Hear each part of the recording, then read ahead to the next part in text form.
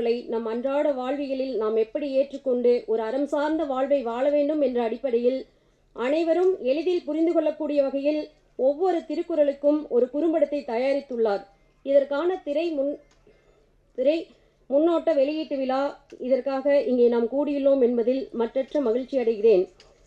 நம் தாய் தமிழின் வழி ஐயன் திருவள்ளுவர் நமக்களித்த மாண்பகலாமல் மனிதன் வாழ அத்தனை வாழ்வியல் கருத்துக்களையும் உள்ளடக்கிய ஒரு அறநூலே திருக்குறள்.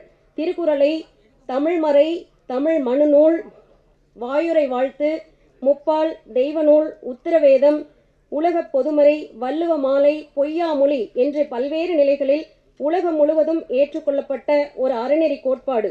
அறம், பொருள், இன்பம் என்ற 3 தலைப்புடன் வாய்மை, கருணை, அன்பு, பொறுமை, சுய கட்டுப்பாடு, நன்றியுணர்வு, கடமை, சான்றாண்மை, விருந்தோன்பல், இல்வாழ்க்கை, நலம்